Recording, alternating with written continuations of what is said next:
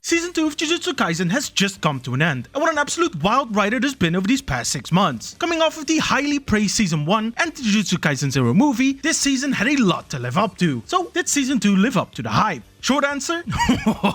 Oh yes.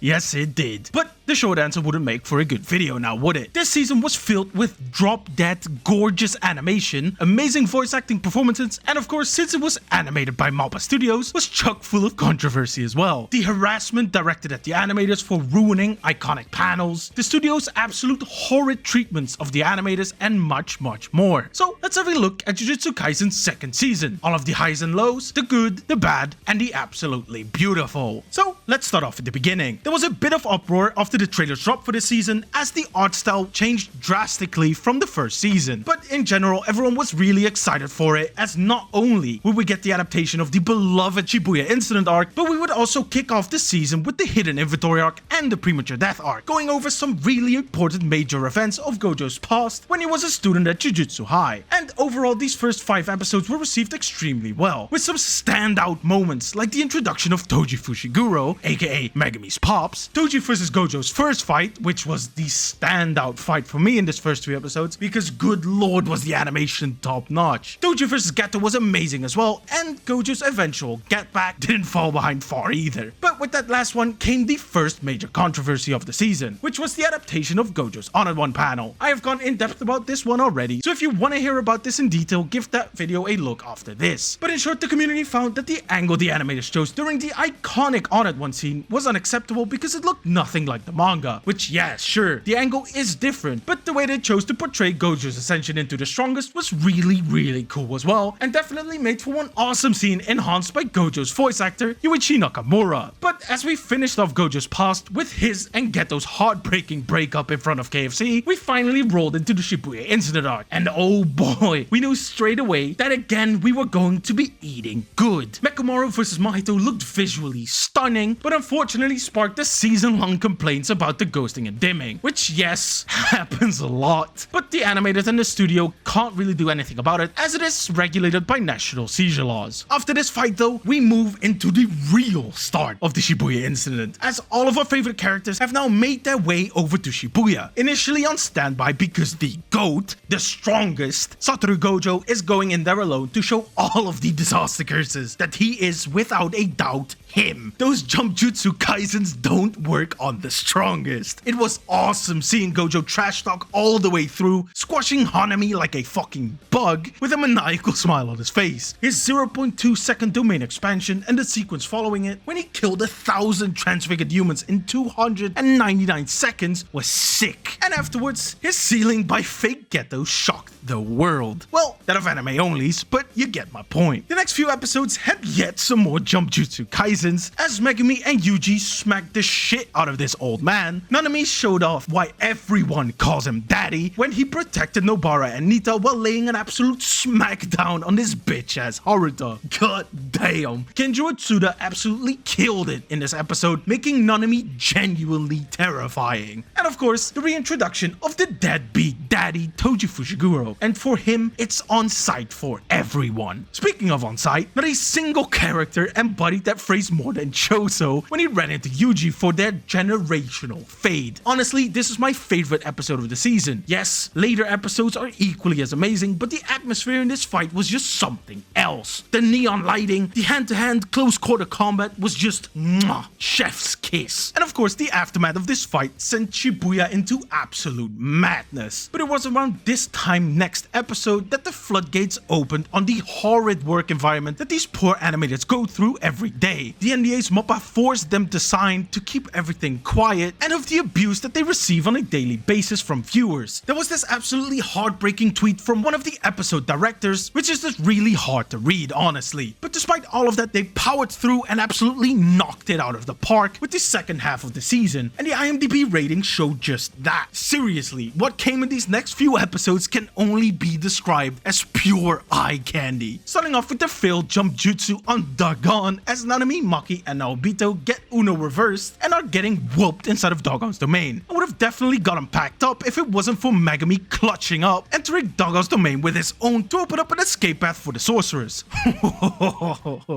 But then when they are about to take said escape, Daddy has come into play as the one who left it all behind enters, and we get another iconic panel animated with Toji entering Doggon's domain. And the way he absolutely no-diff Doggon was just fucking hype. Only for Toji to not waste another second afterwards and takes his son outside to beat his ass. Seriously, Toji was treating Megami like he just came home to a full sink of dirty dishes. Jesus. He did not hold back. I love the anime original scene that they added with Megami's rabbit pulling a "nah, I'd win" and Toji flicking rocks at supersonic speeds was just really dope, and honestly his final scenes were surprisingly touching. But yeah, remember when I said that Choso beating Yuji half to death and walking off was gonna have ramifications? Well, that is just what happened, as Geto's girls and Jogo feed Yuji a shit ton of Sukuna's fingers and awaken the King of Curses with 15 fingers worth of power. And this menace doesn't skip a beat, instantly decapitating the girls and running a fade with Jogo, and what a fight that was. Genuinely, I can't stress enough how beautiful these episodes are. Again, the anime original scenes went fucking crazy, animation gorgeous, and the fight was just a perfect showcase of Sukuna's overwhelming power, and the reveal that Sukuna might have more than one curse technique when he releases a fire arrow to burn a fire-based curse spirit.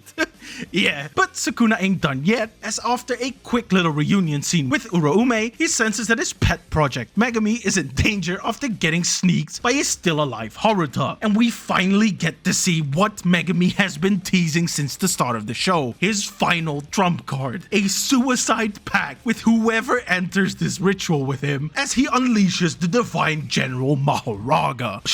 And a final trump card it sure is, as even Sukuna has to pull out all the stops to take the Shikigami down. This fight again was so sick, Mahoraga adapting to everything only for Sukuna to then literally nuke the entire city, followed up by another fire arrow to take it down, leaving nothing behind but an empty wasteland and leaving Yuji with some major trauma after swapping back with him. Yuji really has gone through it this season, but it's about to get a whole lot worse with his arch nemesis on the loose. And unfortunately for Yuji and for us, the first person Mahito finds is a half-burnt Nanami, and right before he is about to finish him off, of course Yuji runs around the corner just in time to see another father figure of his die right in front of him. Rest in peace, Nanami. After a quick and juicy left-right goodnight sesh, Mahito's clone leads Nobara to Yuji and the main body to also kill her in front of Yuji, supposedly. Seriously, you can't blame the guy for losing his will to fight right there and then. Also, can we just have a quick second to just appreciate Junja and Niko's Yuji and Nobunaga Shimazaki's Mahito for the absolute insane level of voice acting they showcased over these few episodes. Really, just listen to this for a second.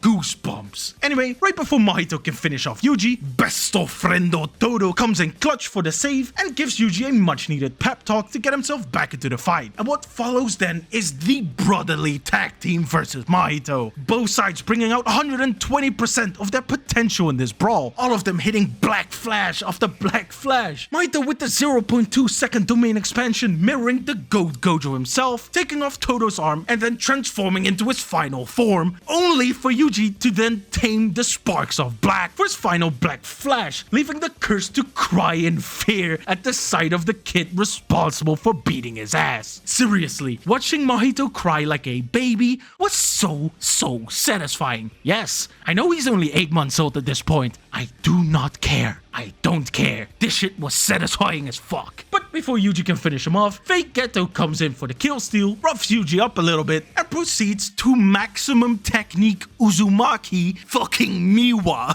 who comes with Kyoto to help, which if it wasn't for Kusekabe, she would have been fucking toast.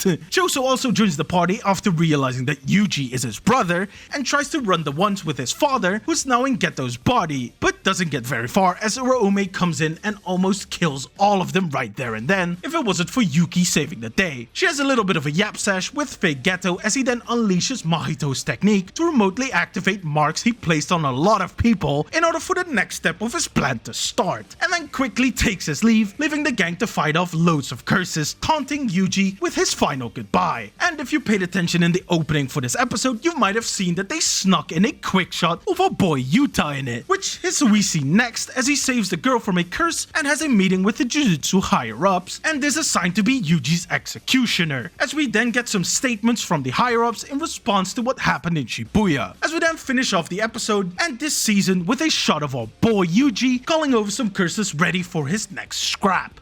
Genuinely, this season was phenomenal, and I seriously cannot wait for the Culling games to be animated in a few years. So thank you to all the hardworking people that worked tirelessly on the show this season, the animators, the episode directors, the voice actors, everyone. Thank you for this amazing season, and with that, Jujutsu Kaisen Season 2 has come to an end. Let me know down in the comments below how much you enjoyed this season and what your favorite moments were. Thank you for watching, and don't forget to like this video, hit that subscribe button, and ring that notification bell to be all up to date as soon as I upload a new video. Also check out my other videos as well. Give the video about JJK's author Gege Akutami a watch if you haven't yet, and I recently made one reviewing your personal favorite manga panels, which include a lot of Jujutsu Kaisen's most iconic panels, so go check that out. And with that being said, I hope you all had a wonderful Christmas, have a lovely day, and I'll see you all in the next video. Bye bye!